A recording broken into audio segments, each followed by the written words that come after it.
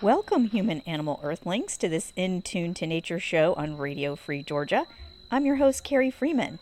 Today's show is a special ecotourism experience of mine, along with a variety of other vegan campers in Zion National Park out in the Red Rocks of Utah. So if you're curious about Utah parks and you like traveling and respect for animals, this is the show for you. This trip started out when my friend from University of Oregon, Deborah Merskin, who's my former dissertation chair 17 years ago, invited me to this vegan base camp after she bid on it at like a PETA fundraiser and she won it. We picked the camp experience that was a weekend camping trip in Zion National Park in Utah. This is early fall, like mid-September 2025. Good weather, sunny, and not beastly hot. Now, I work as a professor, and this happened during the school year, so it was hard for me to make time to go on this long weekend because the academic job requires consistent overtime. So on the Friday flights out there and the Monday flights back, I was editing a doctoral dissertation and reading for my graduate class, while everyone else on the plane was watching movies. Basically, I was the only one using a highlighter. But the 3 days I was tent camping there in the orange, dry, dramatic, open, mountainous climate of Utah, with thousands of tourists, was such a unique sensory experience from being here nestled in the leafy, green, dense, humid Atlanta area. And I met so many cool people who joined us at the vegan base camp that it felt like I was there a whole week, not just 3 days. What you're going to enjoy is some audio and commentary that I took on my phone, interviewing some of the campers with me and my friend Deb Merskin throughout the weekend, sharing their thoughts about Zion National Park and the hikes and what they like about being vegan, living vegan. Side note, veganism means lots of different things to different people, but I describe it as a collective liberation movement where we boycott foods and products taken from fellow animals or researched on them. And vegans try to do the least harm and be supportive of all living beings, humans and others, ideally.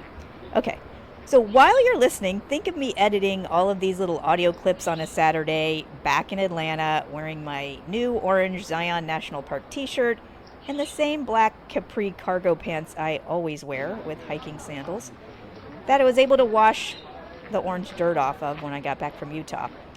After listening, you're going to want to go out west and see the Red Rocks of Zion for yourself.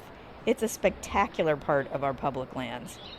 Speaking of public parks and lands, before I get to my hiking experiences, let me start with this brief sentiment of vegan base camp folks.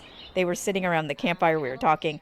This is in favor of supporting the National Park Service during these tumultuous times from the budget cuts and so many firings. Because basically about a quarter of the Park Service employees are gone in the 7 months since Trump went into office January 2025.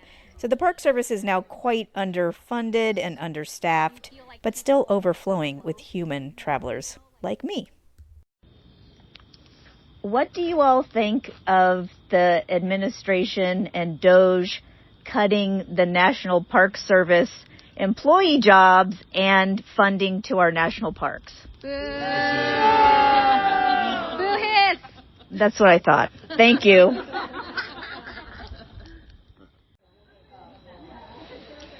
I'm at the vegan base camp for the first night. My first trip to Zion National Park. We're at the Watchman Campground. It is near Springdale and the southern entrance to Zion National Park. It's very beautiful here. There's rocks and kind of dry vegetation, some beautiful trees, and then surrounded by huge, jagged kind of red rocks that are fairly kind of close, so you feel very nestled in.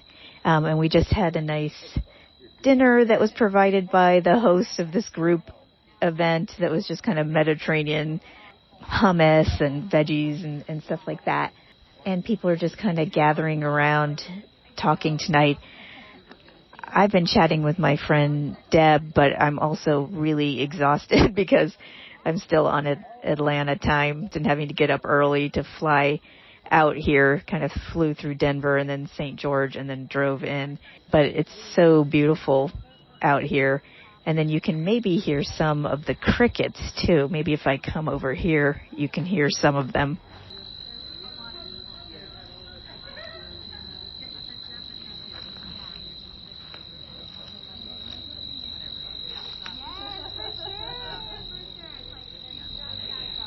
And you really can see the stars here, too, because this is one of those night sky destinations where you're not allowed to have very many lights, or they're not allowed to shine up. And so you can really see the stars out here more than I can see in Atlanta. And that is really beautiful because it was not a cloudy day, so that we have a really clear view of so many stars.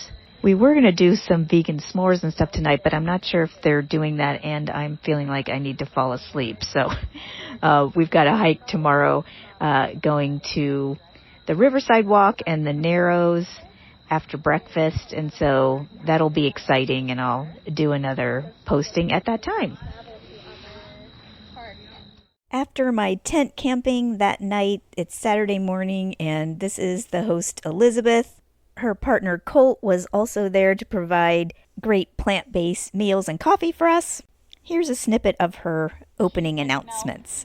And now I con strangers into coming out into the wilderness with me and spending time with other strangers. I really, it makes me tear up. How wild it is that you guys just saw a Facebook post, or you saw it on PETA advertises what I do, and so does Happy Cow. I am not a business. This is just like a hiking club that I managed to get more and more people to join the camping part of. Here, Elizabeth is describing the Narrows hike that we're going to do. You're kind of free to go. I'll say go, and then you're free to go as fast or as slow as you want.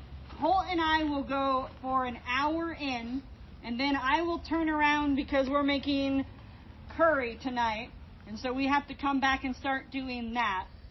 If you would like to do that hour with us and come back and use the shuttle to explore other parts, that's fine.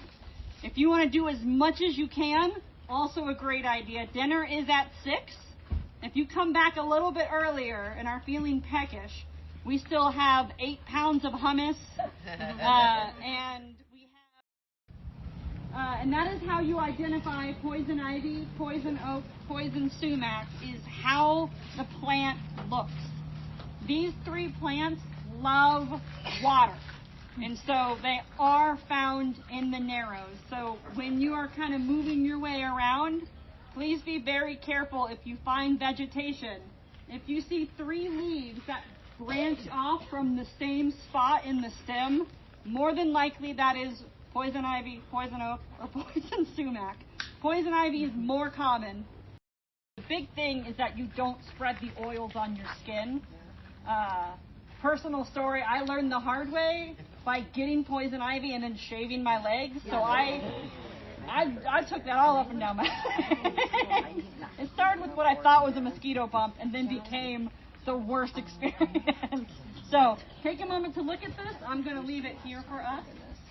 In about 10 to 15 minutes, we will be ready to go.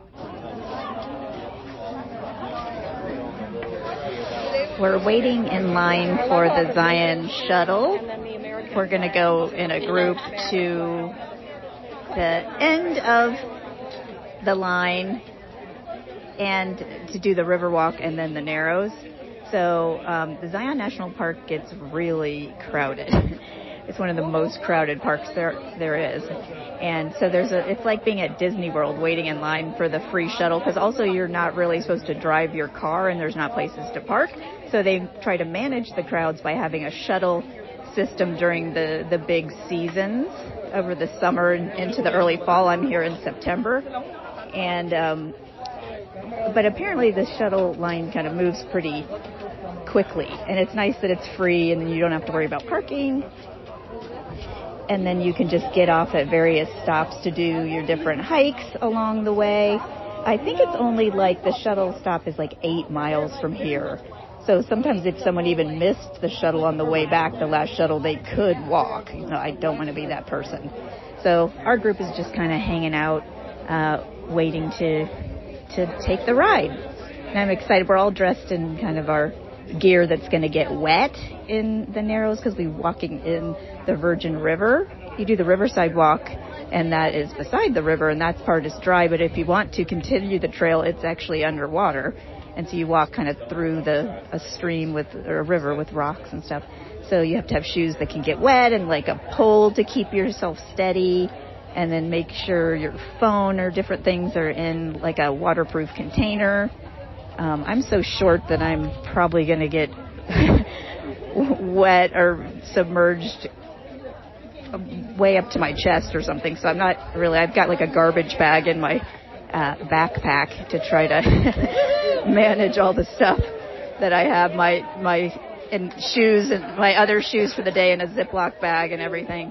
So it's a little more adventurous than I normally am, but that way you get to see, you're in a beautiful like slot canyon, and I don't want to miss the opportunity to see that and do this very one-of-a-kind Narrows Canyon hike. So I'll take some pictures and do some more audio at some point when I feel it's safe to get my phone out.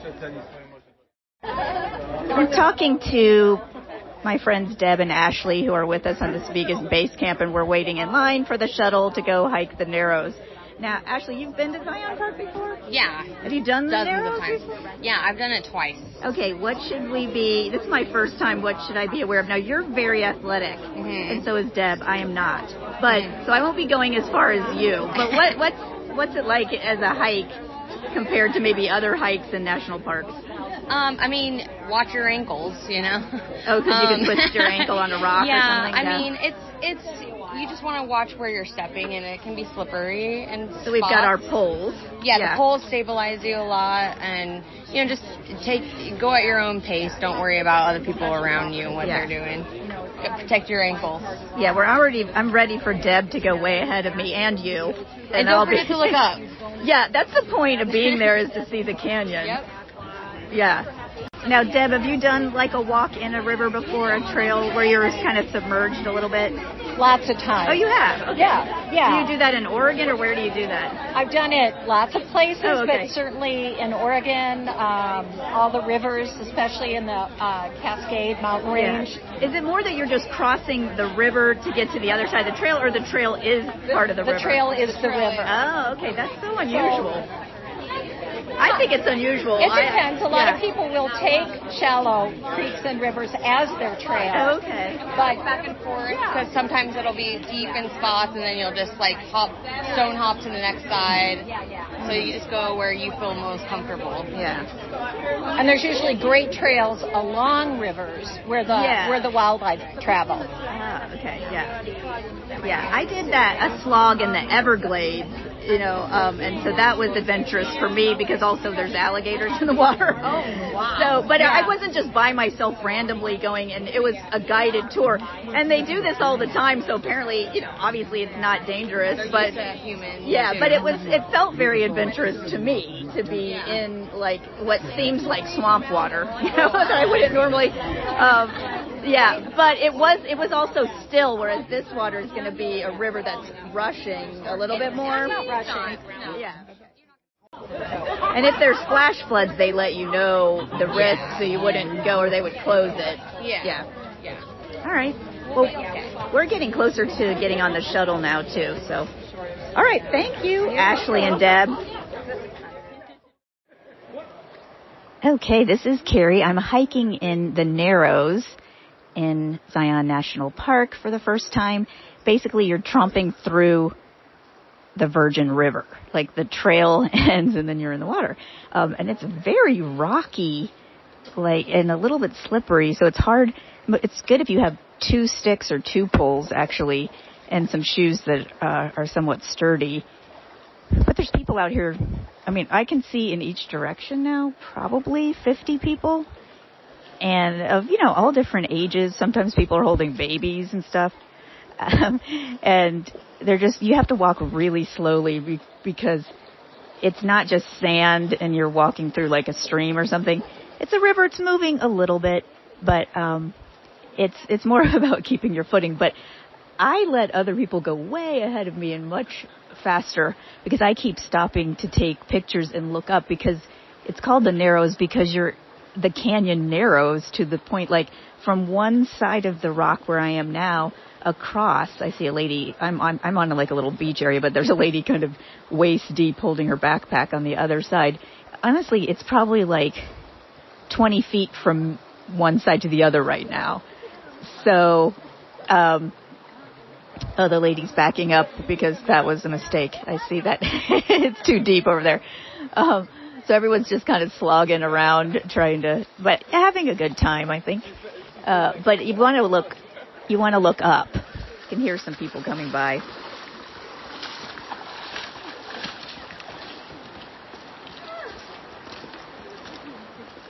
Because there's beautiful red rocks and then all kinds of little trees and vegetation, greenery that is sprouting out. Life finds the cracks and sprouts forth. And so it's so spectacular and so different. The red rocks are just so different from what I'm used to in Atlanta that I'm just really astounded by them.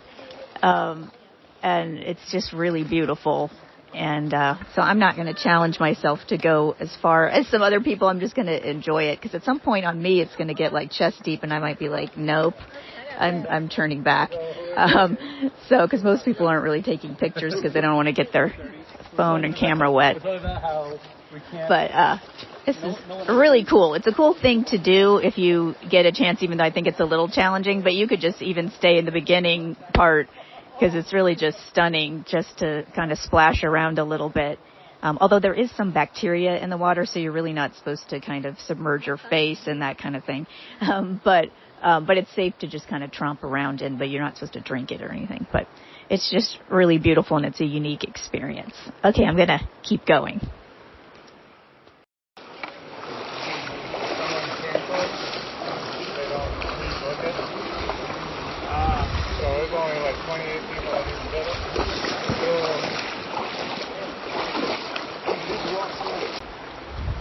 That was the sound of people walking through the Narrows. You can see that humans are not well equipped for this. We're not fish. We're not that aquatic. It's just seeing us struggle to walk in the water and kind of halfway falling over, and we can't see what we're doing, and we're kind of slipping. It's really kind of hilarious, the human animal. But maybe we follow the pack because we're all doing it, even though it's kind of difficult and kind of dangerous from an ankle twisting perspective. But it is really beautiful. But unless you stop, like I keep doing, you're not going to be able to look up very easily because you constantly have to look down with your sticks. Luckily, I found another stick floating by because I had one pole, and you really need two poles because when you look down off, a lot of times the water's a little bit murky and then you can't see where you're stepping, and it's just like different rocks and you don't know what to expect. So that's why everyone's kind of teetering and walking really slowly. It's kind of fun though. I turned back and didn't go as far as like Deb and Ashley and some of the other campers in the Narrows. So then I got on the shuttle and was able to stop at another couple of hikes on the way back to camp for dinner. That was the sound of just a little tiny, tiny stream dripping off the mountain at the Weeping Rock Trail in Zion National Park. It's just an excuse for me to stop because this trail is steep. And it's a little bit hot right now. But I did see a little blue dragonfly, actually more than one, which I wouldn't have noticed if I hadn't stopped. There's so much grandeur here in Zion National Park. Looking up is so spectacular that sometimes you forget to literally pay attention to who and what is around you. This is Weeping Rock, and where you can hear so many trickling little waterfalls. I guess they're really not waterfalls. They're just lots of different places across a horizontal spectrum of this rock that is dripping water down onto other rocks. Kind of like the most miniature waterfall you've ever seen, kind of spread across, 100 feet or something.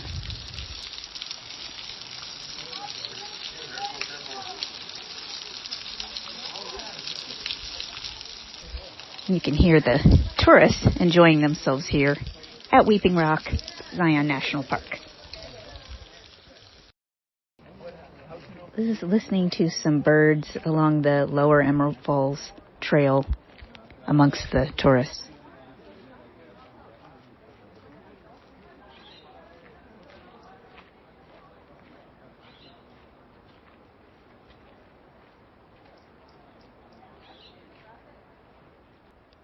You might be able to hear the Virgin River in the background.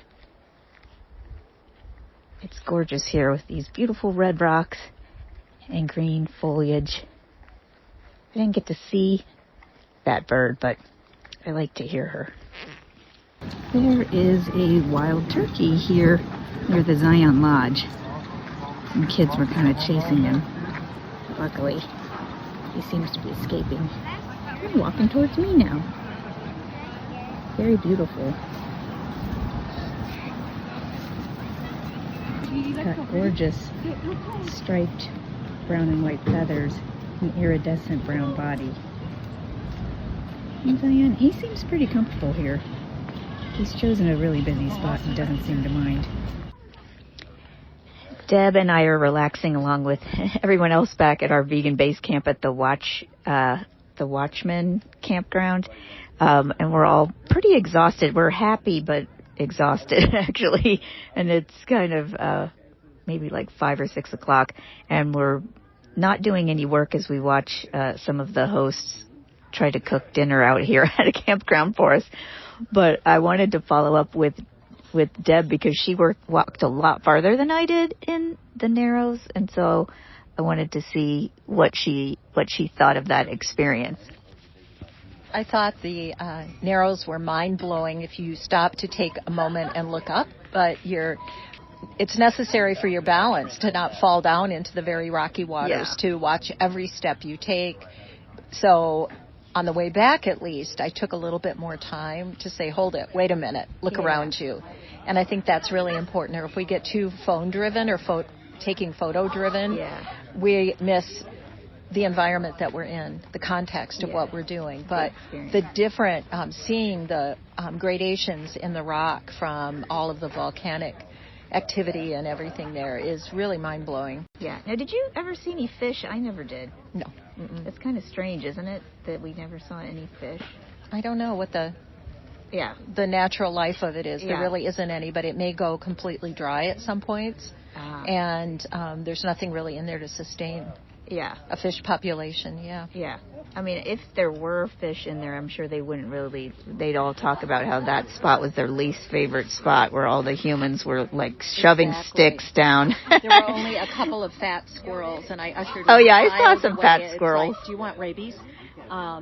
But that they're clear about, do not feed them, but they're totally habituated. There's some cheeky squirrels there. Yeah, they're habituated. It's not good for anybody. And I saw some at the Emerald Falls Trail, Lower Emerald Falls. There was a mule deer mother and baby. Now, they weren't like asking for food or anything, but they were like right next to the trail and just casually eating. So they were very habituated, but not, again, not begging. But you don't know if someone did offer food, what would happen, because they're clearly not scared of. And something happens, the animal will pay the price for it. So if one of the squirrels bit a child, they would kill the squirrel. Right.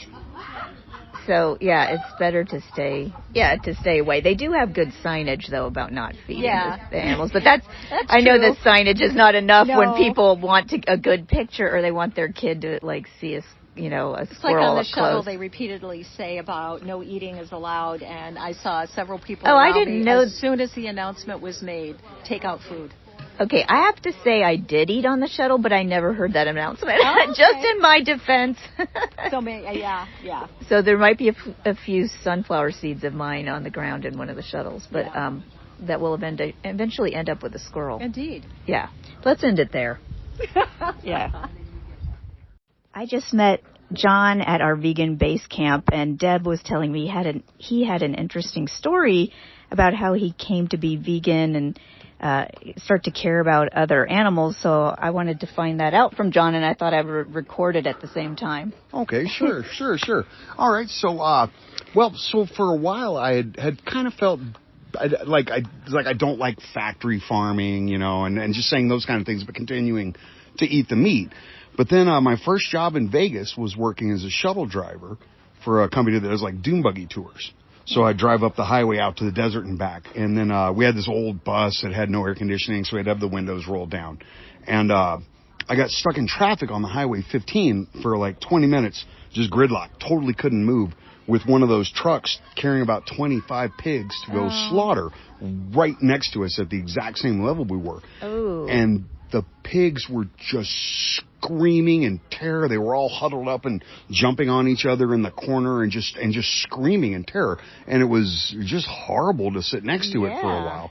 And I had like people on my bus complaining, I'm like, well, there's nothing I can do about it. And that just gave me the impetus to, that night I was thinking about it, I was like, God, I just really decided to try to not eat meat for a week and see if I could do it. And I did it, and I felt great. So I was like, well, then, okay, I'll go 2 weeks. And then I went a month. And then I went 3 months, 6 months, and got it up to a year. I was like, well, gosh, I guess I'm a vegetarian now. And then it took me about 2 years to phase out all of the cheese and fish and milk and stuff like that. It took a while. But I've been a full vegan for about 11 years now. Oh, that's awesome. How old were you when you started this process, or when you saw that pig truck? What would I have been then? That would have been like 45-ish or something like that. That's awesome. Yeah. And then did you know that you wanted to phase out? Because sometimes people will be like, oh, I don't eat red meat or something, like, oh, I saw the pig, so I don't eat pork. But you seem to also say, well, I don't want to exploit the chickens for their eggs. I just kind of started it that way. I continued to eat eggs for a long time after I first quit eating like meat. And I did too. It was a gradual step by step. And I mean, to be honest, I didn't know if I could live without meat before I tried. It never even occurred to me that I could. So I tried it. And the little trial period. Yeah. Actually, that's what my mom and brother did. Made me feel really good. They did. After I was vegetarian, they decided, well, let's try it for a month. And then now they've been vegetarian for like decades. Yeah. Because they're like, well, let me just try it. So sometimes if you have an interest in something, you just give it a shot. Well, and I lost weight. My skin cleared up. I felt better in every way. It was like, well, gosh, okay, I don't want to go back to doing that. Yeah. Now, have any of your friends or family followed you? No. No. You're not very convincing? No, it's just something I do. You need to bring the pig truck to them.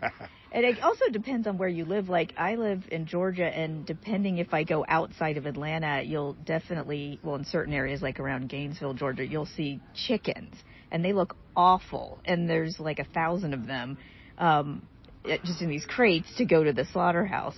And so, but I never see pigs. But if I was in like western or eastern North Carolina, I would see pigs. So it also maybe depends on where you live in terms of which animals you actually come face to face with. But the rest of the people have to watch a documentary or have a friend kind of tell them about it. So, but it's nice to know that, you listened to your heart. Like when you were disgusted by what you saw, you could have just brushed it off like most people, do. But you're actually like, you know what, this isn't sitting with me. Well, I don't feel good about it. I don't want to be part of it. And you did something about it. Yeah. I just decided to give it a try, and it's worked, That's awesome. So we've eaten our curry and slaw dinner, which was super awesome.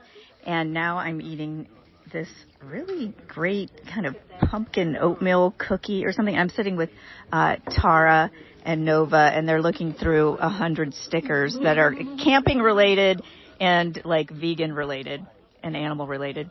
And so I was asking them, can I ask you why you're at this vegan base camp, or like why you went vegan? So I was going to I'll ask you first, Tara, like what brought you towards veganism as a movement and a lifestyle? I was vegetarian for a long time, and it started from a PETA pamphlet that someone had left in my dorm room. And that was my freshman year. And I felt like veganism was always the end goal, but I I think I just wasn't taking it seriously. You know, it's like I knew enough, but I was still eating eggs and cheese.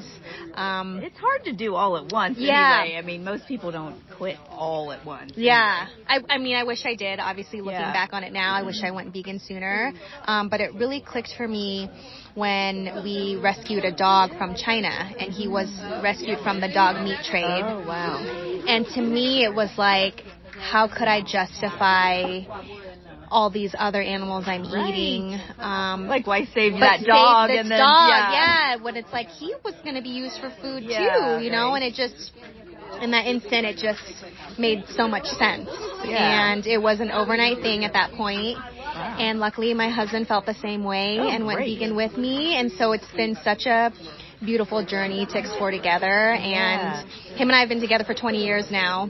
And so when we went vegan together, it was almost like a new aspect of our relationship to very explore. Bonding. Yeah, to explore together. And it reignited our love for cooking and did a lot of activism together too. So I feel like we're just really like entrenched in it. Now. Yeah, that's really awesome. Yeah, so it's been the biggest shift of my life and probably like one of my favorite things about myself. Yeah. Oh, I love that. Yeah. I feel the same way. I'm very proud of being vegan. Like it's a big deal, and every single day you continue to reinforce your values. Absolutely. To do the least harm you can. Yeah. Awesome. It truly changed me on a cellular level. Yeah. Nova and Tara, you both have a lot of awesome tattoos. Do you have any like animal related or vegan tattoos? I do. Oh, you've got the V on your hand. I do too. Oh, they both have it. That's so cute.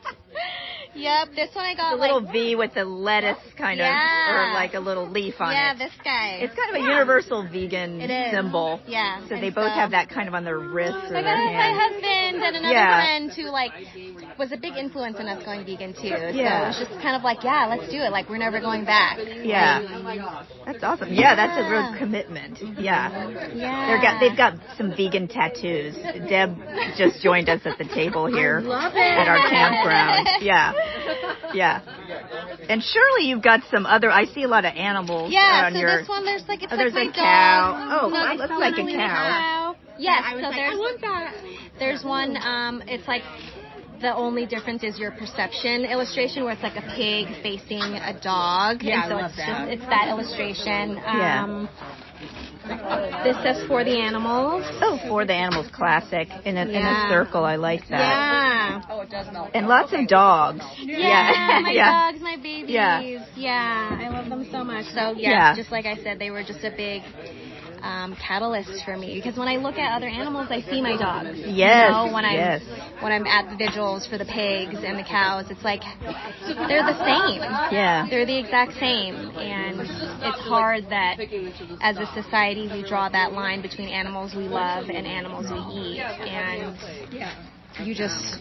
you feel like people are so close, you know, like because they love dogs so much. Dog lovers or they're cat lovers, or even wild animals, yeah, right? Squirrels and birds in their yard. The bighorn sheep and the bison and all that stuff. And it's like you're almost there. I was really aware of, I knew the double standard, but really aware of it when I adopted my dog, which is a rescue golden retriever, and from South Korea. Okay, yeah. And it's called Golden Bond Rescue. Okay. And they focus on the breed, and some of them come from the U.S., and they're quick to point out that eating dogs is from poverty. Yes. But not from any cultural, it's not to cast aspersions on any particular culture, right? And, but this whatever breeding operation. But when I'm doing it, everyone is like rescuing the dog and bringing them in from, these different countries and doing that. And it just, to me, really exposes the double standard of like, well, what about all of the cows and the pigs and everybody else who's out there? Rescuing them. Isn't it lovely that we're condemning people who eat dogs? Yes. In cultures Hypocritical. Dogs are eaten. Yeah. But look at this, right? Look at what's on your plate. Right. Like some animals are even more sentient than the ones that we have for pets. Like pigs. Right. Yeah. And cows who are just big grass puppies. Grass puppies are cute. I think else start using that. Yeah. Right. They live there all the time. I was talking about where they're growing them all the time, and then you see these fields where it's the moms and the babies, and it's like, oh, and everybody's like, isn't that cute, and doing that, and then you'll go by at a certain time in the spring, and all the moms are gone, or all the babies are gone, or they're all separated in different fields, right? Yeah. And you know exactly what's going to happen in that way. And when you look at cattle. Yeah, it just colors everything of how you look at life. Or you people know, like taking tours of lamb, you know, see the new baby lambs out on the farm. Yeah. There's right a lot before of Easter. llamas raised around. They're good. They're amazing sentries for if you don't have guard dogs and that. Donkeys and llamas are amazing. They'll call the alarm if there's a coyote around or anybody like that, but they also raise them and grow them for their fur, and they'll have these llama farms where you can go in and get your little llama coat and jacket and do all that, and then you ask them, well, what happens to these after they get older? Or, you know, like any female animals, go into menopause and don't have babies anymore. And they're like, well, yeah, we do sell some for meat, but no. Yeah, it's a really nice thank you for years of service. They all have a name. Yeah. Right. When it reminds me when I'm on the freeway, you know, when you pass those big trucks with animals. And I always look in them with my kids in the car. I'm like, okay, and we all like pause and have a moment, and I'm always like, I don't know, I just always like talk to them because I'm like, this might be the only time that like a human sees you as a being that matters. And like, I want you to have that. I don't know, it's really so emotional. Devastating. I'll cry sometimes driving where by. I work, it's a route for transport trucks, and so they're on schedule, and you can usually smell them, you know, so people will comment, they're like, oh, it smells really bad, and I'll have to be like, well, that's a transport truck, and they're sitting in their own poop and pee for days without water and scared, and are they usually cows or are they pigs? They're both. Oh, okay. And you live in California? Yes, I do. I live in the high desert, and it's just heartbreaking. Yeah.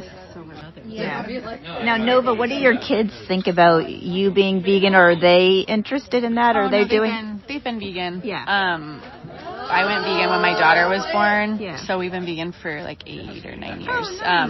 So they've always been vegan. When we would go out for Halloween candy, they would like pick out all the candy and like put out the ones that weren't vegan. So they've always been. I've been pretty diligent about. We have all the books, and they're very well aware of like where the food comes from. Did they? Because I have some vegetarian niece and nephew, and they, when they were little kids, kind of didn't understand why other little kids ate animals. So you also don't want them to. You also have to explain. Isn't that hard to explain to your daughter, like, why do other people eat and use animals and we don't? Yeah. Well, I've told them, like, I mean, I grew up eating animals. Right. So I think I did say, and I'll say that, and I'll say, like, I didn't know. A lot of people just don't know. Yeah. And so, like, we want to be gentle with that and, like, aware that not everyone is, you know, eating their food thinking that they murdered an animal or whatnot. But honestly, I feel like they need you to tell them, Nova. Right. But I feel like politically, actually, this is a lot of the conversations we have, even outside of veganism. Yeah. There's a lot that I'm like, that's wrong, that's wrong, that's wrong. And humans overall are not bad. Yeah. But we do a lot of bad things because we don't know. And so honestly, it goes way beyond that and trying to convey to them, like, yeah, we that we do a lot of evil things and how to like make sense of that. Yeah, how do you explain that to kids? When they encounter other little kids, right? That's going to be intense for them, right? But if they know, and little kids, once they're onto something, right? They're amazing, right? Yeah. They're so. I mean, my kids are 9 and 11, so they will. Yeah. I've heard them. Oh, we don't eat that because that was a chicken, or like we don't drink that milk because it was for their baby. And honestly, the other kids are just like, okay, like everyone just like, kind of. They're so like blunt, and everyone accepts. Yeah, I think it's just a really particular age group too, like if you can capture them at that age, because a lot of kids are raised to love animals, right? They're taught like the sound animals make and they love them automatically, but then you're teaching them it's okay to eat them too, you know, so it's very confusing. So I feel like kids who can just start off like that, they are at such an advantage, and they're already tapping into the empathy that comes so naturally to us that sometimes it just ends up we become desensitized and to to it. keep that empathy, right? Yeah. Because that's part of it. I know in my one book I wrote about this, about how, that natural friendships little kids have, because animals are little, they're little, they may not have elaborate language skills, but they communicate. And then something happens in there with the way they get socialized. Yes. It's like, great, that's fine you did that, but now When it's you're important for you to grow up. Yes, and the world is harsh, and we kill animals, and they kill each other. Yeah. Don't question your parents. Move forward with all of this, and losing that, they then become more and more They're like abstract. innate, born as like emotionally exactly. vegan, Yes, but we exactly. That's exactly we taught stamp it out of them by the culture. Exactly. Wow. So how to keep that? Did you hear that, everybody? Your kids were actually vegan. And you didn't know it. They're waiting for you to help them discover themselves. Yeah.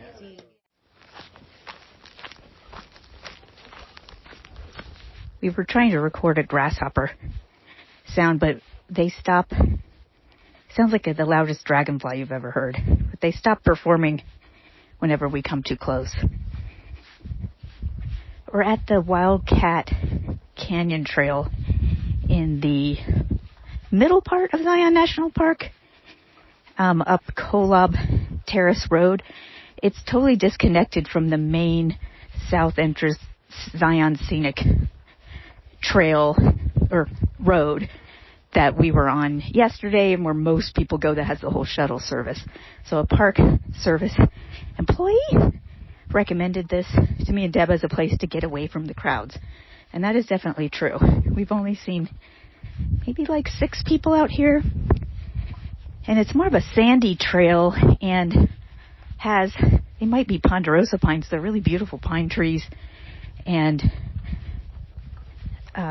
sagebrush, wildflower vegetations, and then a view of all this white or cream-colored mountainous plateaus that have forests on them. So it's different from the totally red rocks that we were seeing in the main Zion Canyon. And it's really pretty out here.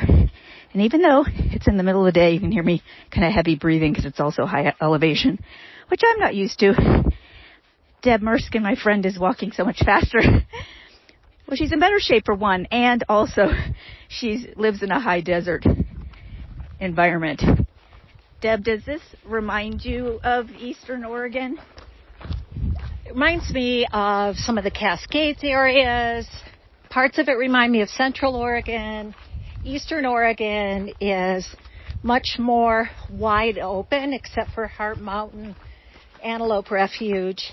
So this is much more like the Cascades. Because it's more forested in here. Yeah. Yeah, with a lot of... I actually think there had been some fire in here, whether it was purposely set, for maintenance, or whether it was There are a couple patches where it was clearly wildfire. Because you can see a lot of very pretty green undergrowth coming up, and then the bark of a lot of the trees is blackened on the outside, but it still looks very healthy in here. That's why I think it was a controlled burn. No, you don't think so? I don't think so, but the ponderosa pine is made to withstand. That's why the bark is I'm sure these are ponderosas, or they're that type. The reason the bark is so big, so thick, and so intricate is that it evolved over the centuries because burns were a part of the landscape. And unlike little skinny trees, this species can survive fire quite well. Yeah. Because you can still see at the top there's a lot of growth. Yeah, the trees are very green, even if there's some dead parts on them. Because it is very dry out here. There's no water source or river that I've seen, at least on this trail. And this was quite remote to get to from a human standpoint, because you had to drive outside the park, kind of through Springdale and some other cities, and then go take this other road back up for like 45 minutes or so. Very beautiful drive. Past some kind of cattle ranches and private property to get to this entrance. And there's also an eastern entrance to the park. So Zion National Park has 3 separate areas that do not, connect to each other, which, while that's inconvenient for the human tourists, that's better for the wild animal residents of the park, because that means more roadless areas. So, although I would have liked to have seen some like bighorn sheep or something on this trail, but didn't see that. Although we didn't go that far, we had to turn around. And I was realizing we didn't tell anybody where we were going, just as a safety precaution.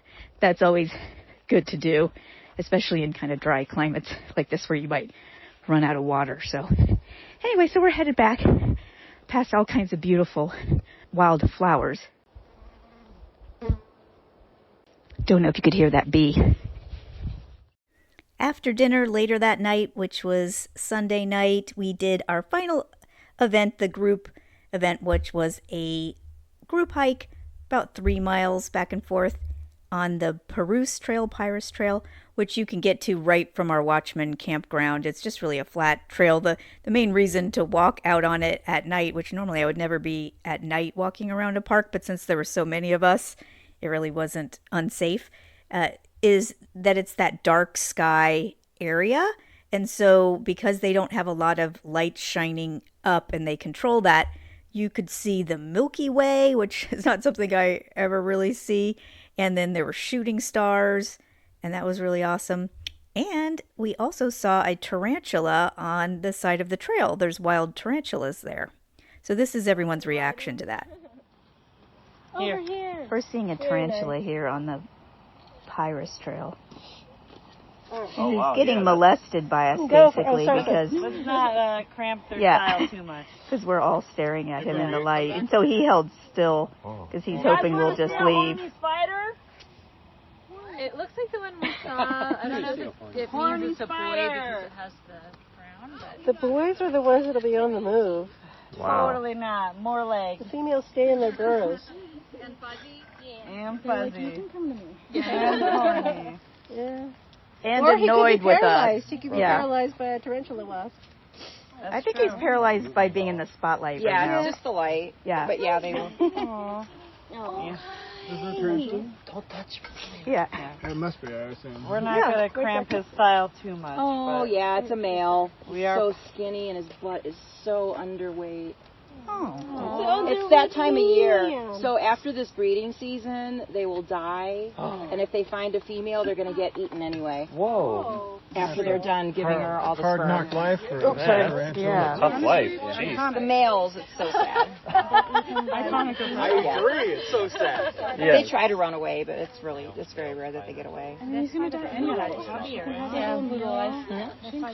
When the males become sexually mature, they quit eating for about 6 months because all they're doing is just making sperm and trying to find a female.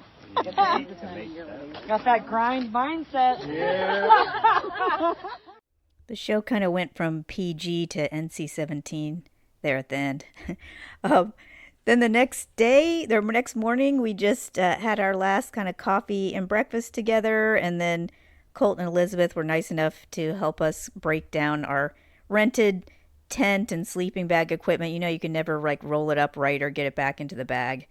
Like I'm handing her this bag that's all jagged with stuff hanging out of it. I'm like, this is how it came, right?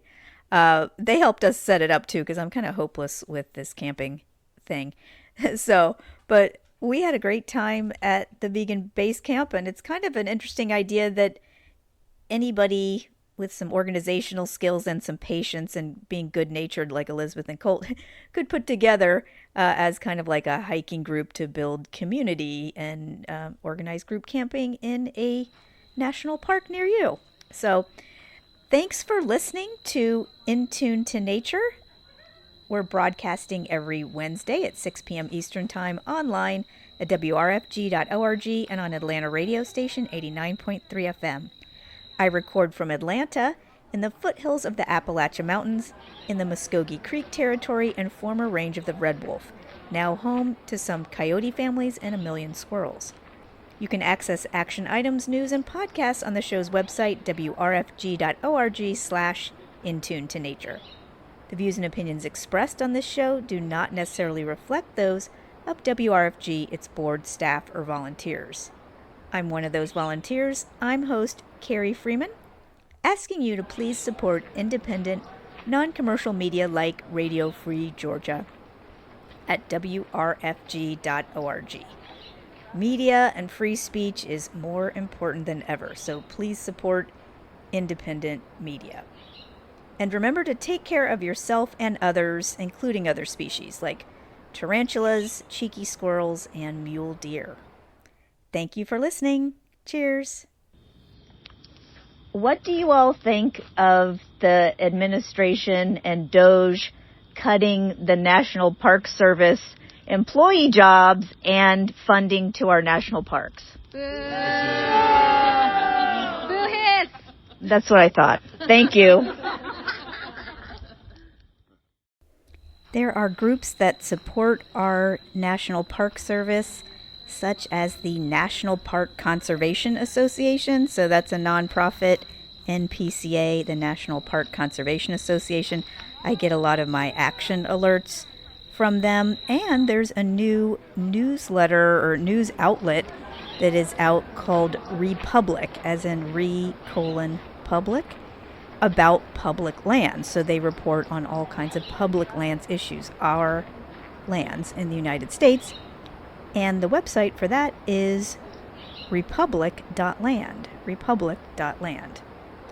And you can always write or call your representatives and senators at the federal level and tell them how much you like the parks and if you want them fully funded and fully staffed or not.